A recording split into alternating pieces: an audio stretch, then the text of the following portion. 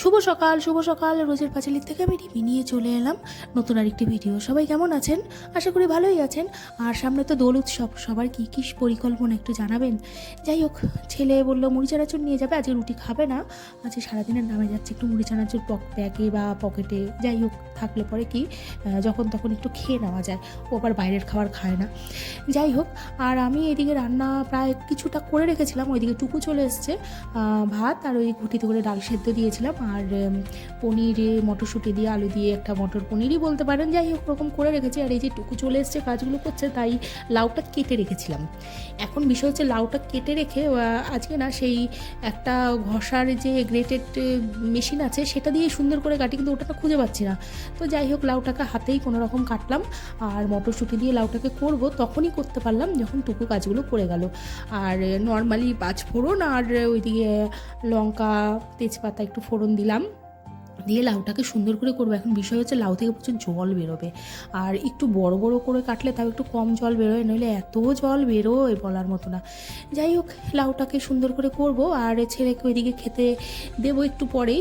এখন সময় বাজে এই 8:30 থেকে 9টার মতন, আর ও খেয়ে দিয়ে বেরিয়ে যাবে, আর মুড়ি দিয়ে দেবো, হয়তো বিকালবেলা একবারে আসবে যখন আমি হাঁটতে যাব আর কি। আর চাবি আমাদের কাছে তিনজনের কাছে 3টে করে চাবি থাকে। আর যাই হোক, এইবার লাউ প্রায় হচ্ছে, কিন্তু জল তো প্রচুর বেরিয়েছে, জল শুকাতেই আজকে ভীষণ একটা বাজে ব্যাপার হয়ে গেছে। আর আমি কিন্তু সব তরকারিতে একটু হলেও চিনি দিই, আর লাউতে তো দিতেই হবে। আর এই লাউটা কোনো রকম হয়ে গেছে। যাই হোক, এবার ছেলেকে একটুখানি লাউ দেব, কিন্তু নাক যা সিটকালো বলার মতো না। খেতে দিয়েছিলাম, আর ওই নাক সিটকানো, কিন্তু নাক সিটকাকা যাই করুক, লাউ আজকে ওকে খেতেই হবে, এই হচ্ছে বিষয়। তো যাই হোক, ওকে অল্প একটুই দিয়েছি, দেখা যাক এবার কখন কি করে। তবে এরপরে বললাম যে কিছুটা ফল নিয়ে যা, না ও ফল নেবে না। আর এই যে আমি একটু বেরোলাম, মানে দুপুরের পর 3:30 টুকটাক সব কমপ্লিট করার পর একটু শুয়েছিলাম, এবার দুপুরে বেরোলাম। আর দেখবেন একটা জিনিস, অযত্নে কত সুন্দর একটি গাছে বড় হয়েছিল, সে অনেক দিন আগে দেখিয়েছিলাম মনে পড়ে, সেই গাছটিতে এখন কেমনভাবে ফুলে পরিপূর্ণ হয়েছে।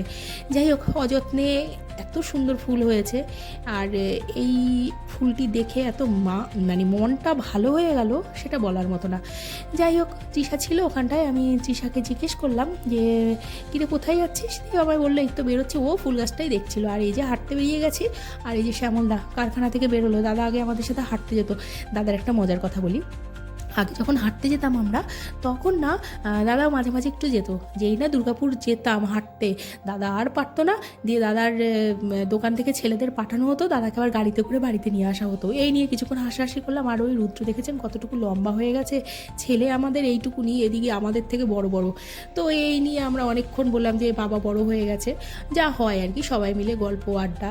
আর দাদাকে বললাম চলো দাদা হাঁটবে, না দাদা কিছুতেই হাঁটবে না। আর আমি যে বলি না ভাড়া ছিলাম কোনো এক সময়, দাদা এই যে সেই দাদা, এনার বাড়ির থেকেই আমি এতটা জায়গায় আসতে পেরেছি। আজকে আমার বাড়ি ঘর জায়গা যাই বলুন না কেন, সবই এই দাদার জন্যই, অনেক কিছুই।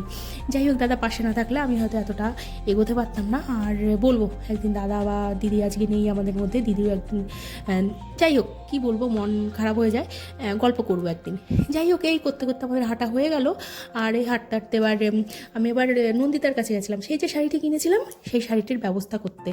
যাই হোক, এবার এখান থেকে বাড়ি যাব। আর আজকের মতন ভিডিও এখানটাই, দেখা হবে নতুন আরেকটি ভিডিওতে। সবাই ভালো থাকবেন, সুস্থ থাকবেন, সাবধানে থাকবেন, দেখা হবে নতুন আরেকটি ভিডিওতে। আর আজ এখানটাই দেখা হচ্ছে নতুন ভিডিওতে। শুভরাত্রি।